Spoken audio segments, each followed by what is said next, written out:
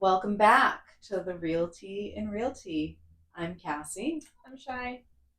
and we have a few Reddit stories today. My first one is off of Reddit Realtors, and it's my mentor says not all offers are created equal. Is this true? In quotes, it says listing agent. My mentor has told me that the highest offer isn't necessarily the best, and that what really matters is whether I feel confident that the buyer would actually go through with the purchase. She told me how I should look up the buyer's agent to see years of experience and how cash offers are worth more because the closing time is sooner, and to try to feel out if the buyer is a skittish one. Importance for once the inspections occur. What do I need to look out for confidence that the deal will go through? Any factors from the buyer or their agent I should keep an eye out? Red flags, green flags? I feel like that's weird advice. Like some of it's valid. Right. Some of it's weird. Like how are you gonna feel out somebody else's client? Yeah, You the never buyer. know. Yeah, Yeah. like I mean I've thought I've had the most solid people in a transaction before and then all of a sudden the final walkthrough they're like wanting to back out over a lawnmower. That was never in the deal. So it's like Yeah, I feel like you really never know. no. I think it's true that the highest offer isn't always the best. Correct. It's what works for both parties. Right. Because if you want a weak close, And they don't. yeah, or you want a quick close, the type of loan. Right. If Maybe there's you don't know the contingencies, lender. Like if it like, was Rocket Mortgage, I would be like red flag, get the fuck out of there. yeah. You're gonna have issues. Right. But I don't know. I feel like some of that's like valid and some of that's weird. There's also like a lot of moving parts to this question, and I'm brain dead. We just worked a full day. It's been a rough day. So I don't know. Like I good on the mentor for giving them all of that advice because yeah, not all offers are created equally. Right. Um, Like if they have to sell a house and then another, like if this offer comes in and they have to sell their house, even if it's a high offer, another offer that's slightly lower could come in and they don't have to sell a house and mhm, they can close quicker. And if that's what the seller wants, then they're going to choose that one. right. So, right. I Like mean, or you have an offer that they want X, Y, and Z done for 5 grand more than the offer that's like, I will buy this as is, no questions asked. yeah, right. So I definitely agree that not all offers are created equal, and the highest offer isn't Yeah. always the best. But the whole judging Yeah, like you really don't know. people, No. you can't know someone in a month's time of helping them find a house, or Especially if they're not even your clients. right, like you're the listing agent Yeah. and they're bringing in the buyer And I don't like that it says like look up the experience of the of the agent. other agent because I mean I listed houses when I was brand new. I didn't have any experience. No one was like, don't buy that house because she doesn't have experience. Right. If you're, I don't know, I think you can. We talked about this last time. There are so many agents out there that have years of experience and they still don't fucking answer the phone. Like or years, they don't do things no, properly. years of experience does not. Honestly, some of the people that come straight out of the class know, they remember all of that stuff freshly, so they know a little bit like more about the laws and stuff Mhm. because it's so fresh in their brain compared to an agent that's been doing this for 20 years and they don't remember the class for And they're old school and they don't yeah, think new agents know anything. I like working with newer agents because older agents are opinionated. mm-hmm. Yeah. Yeah, they're very quick to put new agents down. Well, that's sounds like that. That's what I'm wondering, if he's like, well, look at how many years experience the buyer agent has, because then you could maybe take advantage of that. Right, which That's a red flag. Yeah. Like, yeah, because I mean, that's the red flag you're looking out for. Ding, ding, ding. I mean, it sucks too to be a new agent and like you do get like patronized and put down a little bit by people that have more experience than you. And I mean, everyone was new at one point. So right. I don't know. I just think, do your thing, work with who you want to work with, don't work with who you don't want to work with. Biggest red flag should be, lenders you don't know or are not familiar with or have not heard anything entirely different area. Right. Somebody that wants $1 million worth of things fixed. I don't know. I think every deal's different. Yeah, for sure. But you can't predict what's going to happen. Yeah. And if you try to, you're just going to be let down. Right. Because you really can't. I would say biggest thing is like just don't take the first offer. Oh yeah, if you have to, but like sit on it for a little bit. Let some others roll in. Mm-hmm. Yeah, I completely agree. I don't think that I actually read it on any of our episodes, but I was looking through Reddit and I saw a story that was they put in an offer and the agent said that it was accepted, and then a little bit later said that they accepted another offer. And it was, yeah, I think I saved it, so I'll have to read it. That's when you go get your mentor. Yeah. Yeah, there's definitely things going wrong there. But again, mentor is a trigger word for me. Yeah. Well, there are good mentors. Some mentors are good and they are actually looking out for you. Advocate for yourself. If you don't have a good mentor, you can get a good mentor. Yeah, for sure. Shop around. Your first brokerage isn't always it. The top comment is, your mentor is correct. I've won my buyers' homes many times in multiple offer situations, and we weren't even the highest dollar amount submitted. We were chosen because I communicated well and effectively. My buyer's offer was neat and clear and in a one PDF file, and my lender partner reached out to the listing agent and vouched for the buyer, and vice versa.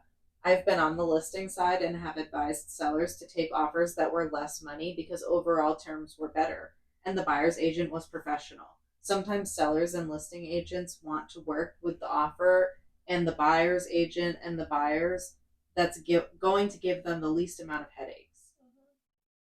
Facts. Yeah. Some agents are painful. I hear the stories that I'm literally a therapist for our office sometimes, and people just come into my office and vent about the agent on the other side of the deal that they're doing, and I'm like, how do these people even get clients? That's what's crazy to me about why older agents want to put newer agents down, because it's whatever way you spin the table, somebody sucks. Oh, for sure. And if it goes smooth and seamless, that's when, like I said, there have been agents where, if I see their listing or their name on a listing, I'm like, please, yes, please let us get this. Please accept my offer.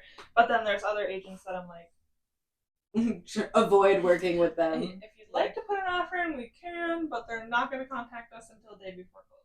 Yeah. They're going to accept it, and then they're going to ghost us.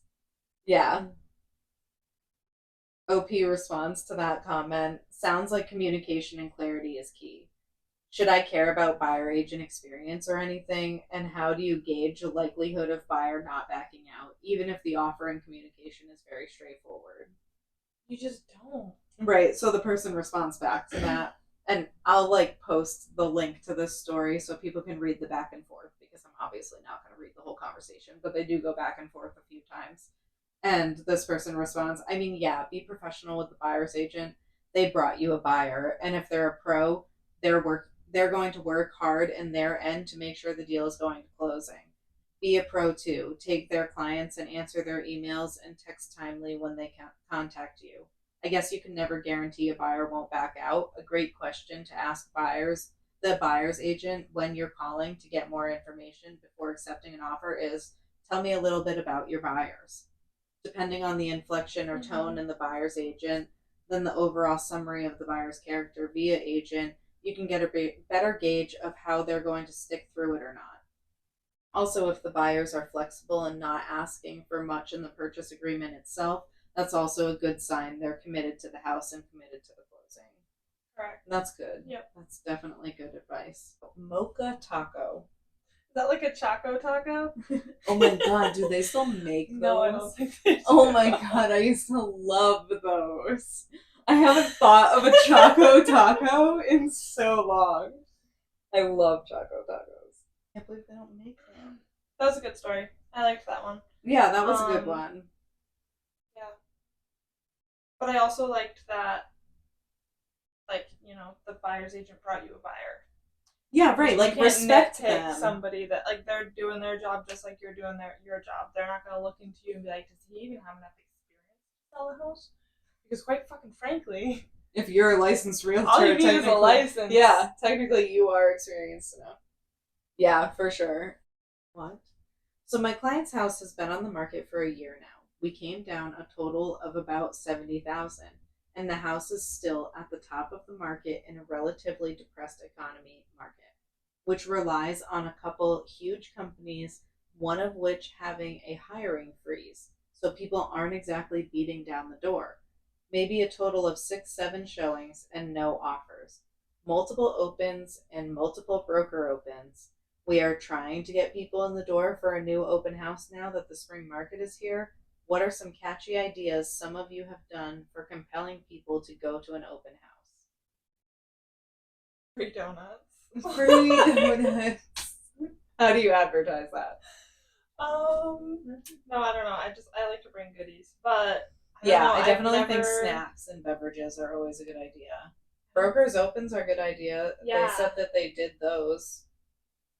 I mean, if you live in an area that is dependent upon the companies that are employed, that's tough. Yeah, because if there's like a hiring freeze, yeah, then nobody's got jobs. Nobody's got money to sell this or buy I don't know. this That's house. Really tough. You could, pull the selling sunset. Botox. Mm-hmm. If they don't have money for the house, though, they definitely don't have money for Botox. Or offer like a free car wash while they're viewing the house. I honestly would love to go to a broker's open and get Botox. Like, can someone around here please do brokers open with Botox? We would love that. Yeah, right. Free car wash, free gas cards for everybody that walks in the door. You could do like a raffle. Yeah, raffle baskets are huge. Everybody loves a good raffle basket. Mm-hmm. Just to walk in the door, you get a raffle ticket. Or like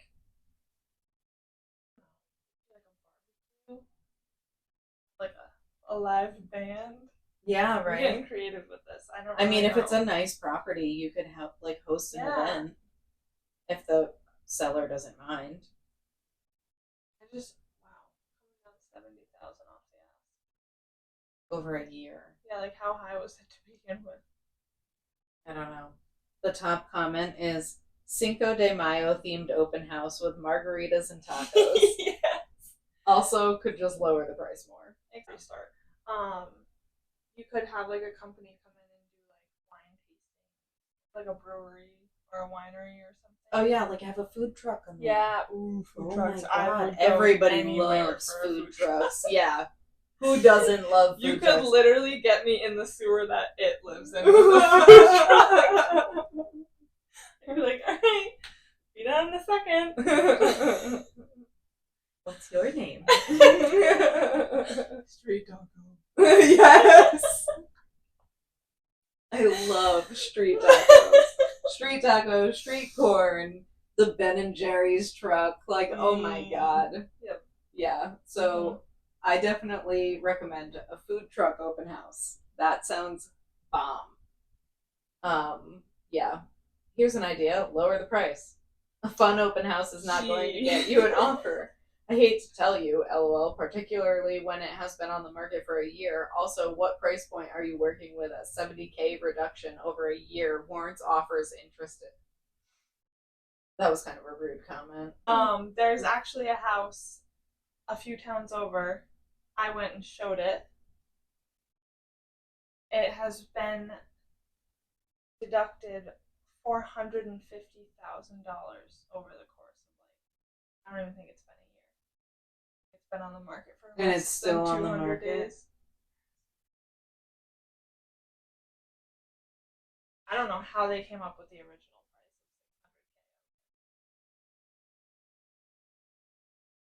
of $600,000. Who did that?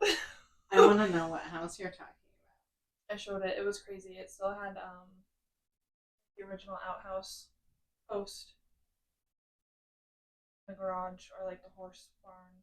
Oh, There was neat. like 2 holes. Neat. I was like, oh, you can have an outdoor bathroom. The features and the amenities are endless.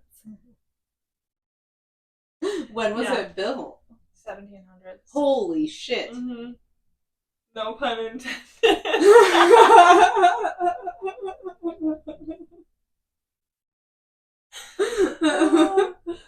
But yeah, I couldn't believe that because when I went to show it, it was like. Is it massive? It's large. I think it's like 4 bedrooms, 2 bathrooms. I don't know if that's counting the outhouse. Probably not. I would try it, honestly. But it's been dropped like $50,000 since I showed it. And when I went to look at the history, I was like, who listed this at $600,000? I mean, so what's it at now? $150,000. And it's still not selling? Oh my goodness. Yeah. It's sitting on 10 acres though, so like if you bought it, as soon as we're finished recording, I'm looking this house up. Like immediately. I told my buyers, I'm like, you should honestly just buy it for the land and see if it's subdividable. How much? Oh, 150 acres. Is that what you just said? No, it's 10 acres. Oh, but I'm like, where did I just? I'm like, shit, you could sell. Like, I mean, they can build a house on an acre. Oh yeah, for so sure. Like, 10 acres is nice. Right, that's a nice chunk of land. And that could like make you money. Yeah, live in that shitty house for now, and then build a nice house. Haunted as fuck, though. Ooh. Definitely is. That house that one of my clients' houses is for sale in Ashford right now. That house is haunted as fuck. Oh, Ashford is. Well, it's the old George Washington Inn. So it's like 300 years old. And I stayed there for almost 2 weeks house sitting for my clients. Nope. It was rough. That's when I was working. I was opening manager in Putnam, so I had to get up at like 2 a.m. So that's like the witching hour. So I was locking the door leaving one day, and like there was like a courtyard. So like the house was like this. I don't know what shape that is. Yes, that. It was like a half a square. And I was locking the door, like leaving. It was like 3 a.m, and there was leaves that had like blown into the courtyard, and all of a sudden I heard like rushing in the leaves up behind me. Like it sounded like somebody was running up behind me, and I turned around and there was burn it. I ran so fast to my car. I was like, I don't even know if I locked the door. I don't even know. I like ran. I just like stopped what I was doing and ran. I was like, okay, well, I'm gonna go to work now. Please don't hurt me. I'll be back. Yeah. Unfortunately. Tonight. Yeah, and the stairs were super creepy. But yeah, I love that property though. It's beautiful. Old houses are beautiful. Yeah, I love antique houses. That's if I ever get to build a house, I'm gonna build like an antique style new house. That's what I wanted to do. So I'm like, I want a colonial that's brand new. Mm-hmm. Perks of working in New England. Yeah. We get to see some really cool houses. I tell people all the time, film that shit. Like when you go on a listing for an old house, like take a video because people are so interested in that. You could post that on TikTok. That might be my favorite part of being an agent. Yes, going to see the cool houses. Inside people's houses. Like my neighbor's house is for sale. I'm like, how do they decorate? Oh yeah, I saw that. They have the buyer. Oh really? It's under contract? Somebody in our office has the buyer. Nice. Yeah. All right. final story is from Reddit Realtors. It's my theme of the day. If you can't tell. How do you maintain your positive mental state? You don't. Alcohol. Red Solo. Is that the question? No. Oh. I just got We got a sidetracked. long pause. I'm Yeah. like, wait, that's it? No context? No. Fairly new to the business. I just feel like I'm a loser and haven't been selling anything. I feel like I'm going crazy and nothing works. How do you maintain your positive mental state? Is this not a good business for someone who's unstable like me, has anxiety, depression, avoidant personality? Yeah. You don't. I don't know. You answer it. You're an agent. You just fake it till you make it. You have to. Like, I don't know. I think it's a good business. I think the social media aspect is what does that. Oh, for sure. I'm a loser. I'm not selling anything. Because, like, you wouldn't see it if people didn't post it. Yeah, and you wouldn't feel like that if people couldn't post it. You know what I mean? Like, yeah. And I think you have to. Social media is not real life. Yeah, social media kills it. I think you have to be cool with yourself. And, like, there are definitely times where I'm like, oh, wow. Like, I literally told you the other day, did I not? I feel like I'm failing right now because I'm, like, taking a step back. But you're focusing on your career. Yeah, you like at the end of the day, there's a bigger picture, and you have to focus on yourself and make sure that you, like, put yourself first. It's not about no one's gonna take care of you except you. Right. So, like, I don't know. I think yes, there are going to be times where you think you're a loser. Yes, there are going to be times where there's other agents outselling you. That is always going to happen. You can't compare yourself to other agents. No, because they're not you. And if you're comfy with what you're doing, like, again, I can happily say, you know, I sell 5 a year and that's fine. Do I wish I was doing more? Yes, but strictly because I want to make more money. I like the time I spend on real estate. I like being personal with my clients because I have that time and I'm not super busy. But, like, I don't know. You just have to. Everything on social media is fake and it's going to make you feel bad. Yeah, you have to be realistic. It was me not being able to pronounce anything. Realistic about your goals. I mean, if you're a new agent, you're not going to be selling 18 houses. You're not going to have 18 clients that you're working with. If you're a new agent, I mean, set a goal for one a month. Yeah. Set a goal for, I need to market myself once a month. Put yourself on an ad. Put yourself in a paper. Put yourself on a placemat. Like, and do trainings. Right. Like, take that first year or two that, like, maybe you aren't getting referrals, maybe you don't have a ton of clients, you're not doing a lot of deals. Take advantage of that because from what I see, if you're really going to put forward that effort, that's not going to last very long. And you're going to run out of steam. Yeah, and you're going to be busy and you're going to get more referrals and you're going to have more of that, like, business that just comes to you if that's what you want and that's what you work towards. But take that first year or two to really, create your sphere of influence, create your establish relationships with your clients. And keep healthy minded people around you.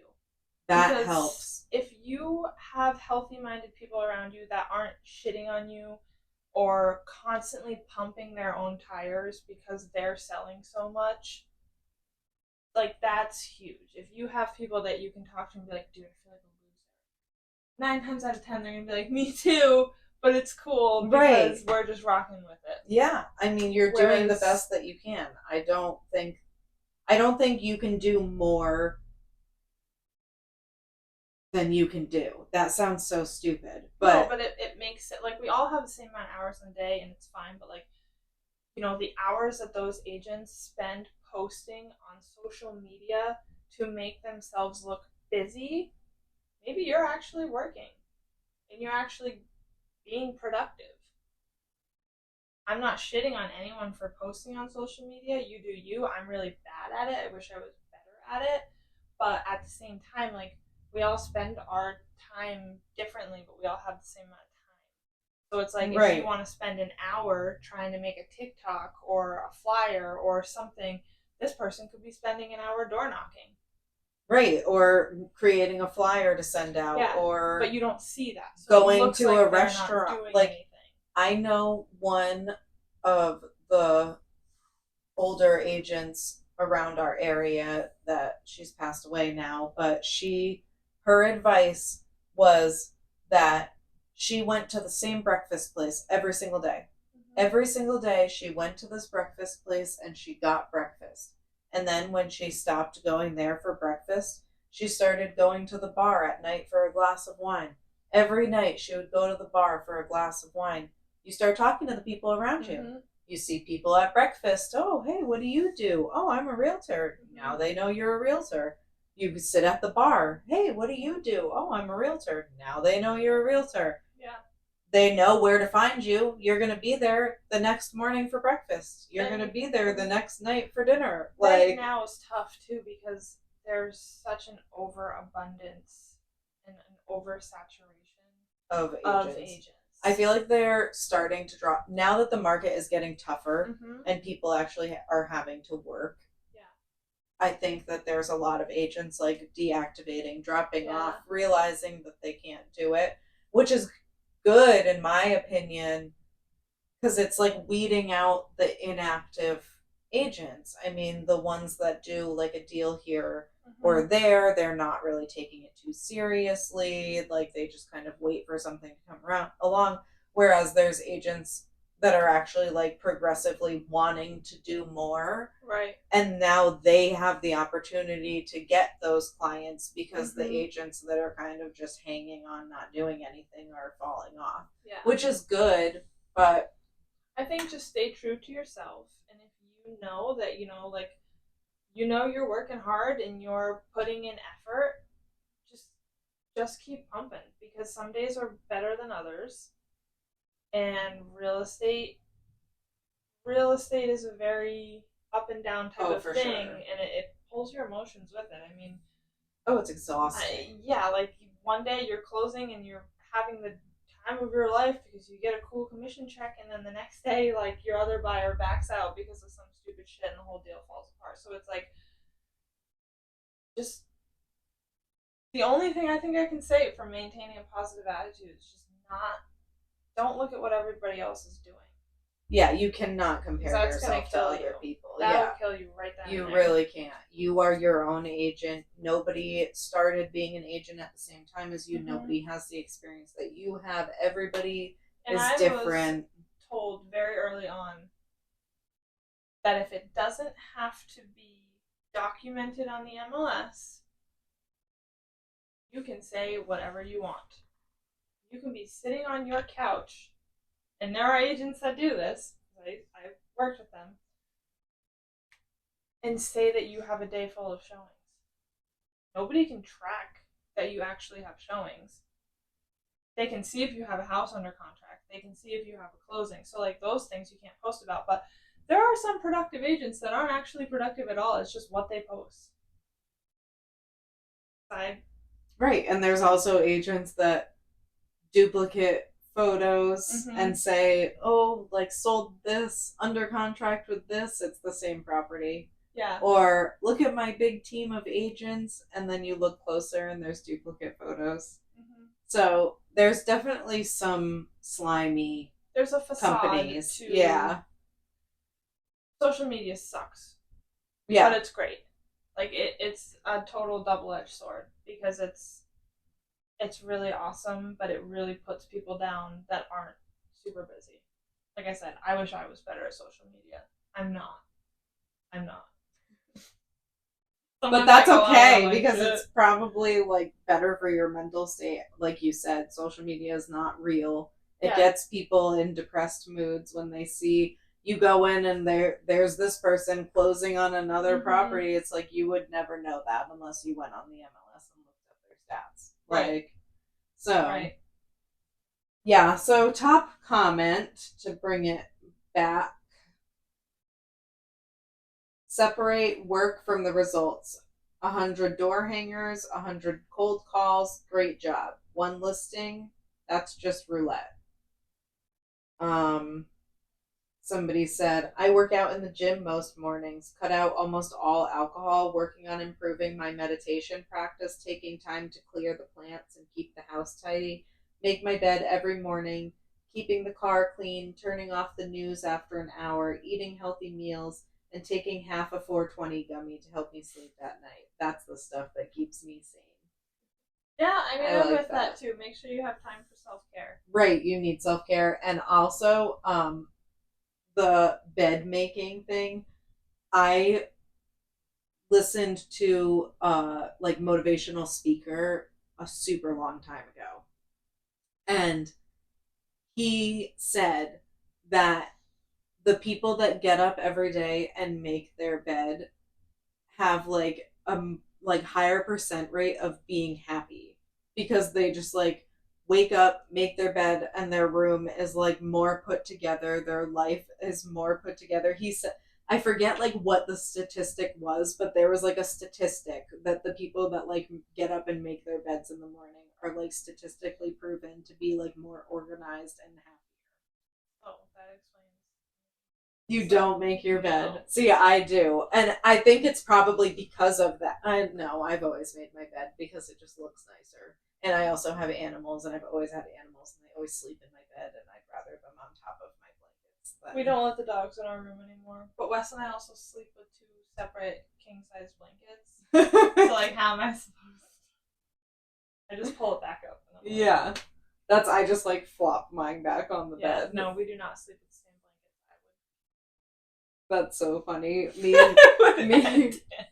Me and Dan, in the wintertime, I had 2 blankets on our bed because I'm freezing. Yeah. And he's always hot, so he like sleeps without a blanket half the time, and I ended up with both of them. But there was a couple of nights that he took one and I took one, and I woke up like upset, and I was like, you don't even share a blanket with me. Nope, I do not want to share a blanket. I was like, we are not going to sleep in the same bed and not be under the same blanket. This is ridiculous. I want to cuddle. Let me in your body. No, if I even feel Wes too close, I'm like, can you move over? He's like, we have a king-size bed. I'm like, exactly. Get the fuck out of here. You have plenty of space. I'm complete opposite. I'm like, let me sleep on top of you, in your clothes with you. Like, that's so funny. Yeah. Yeah, a lot of the comments are, somebody said Lexapro and lifting. Vodka. Yeah. You wanna know why all the real estate agents joke about, oh my god, I just fell an attack. Oh my god, how's your butt cheek? Are you awake now? I cannot. That's where that other one went. Yeah, I'm like, oh, I'm a dumbass and literally put it in the chair I was sitting. I told you to put it on the table. Oh, I did that to myself. Oh my god, that's fucking hilarious. Alright, well. On that note, I think we've had a long enough day. Time to go home. Thank you for watching. Watch us. Exactly why we're ending this episode. Like, comment, subscribe. Follow us on Instagram, Twitter, TikTok. Not Twitter. I hate everything. Goodbye.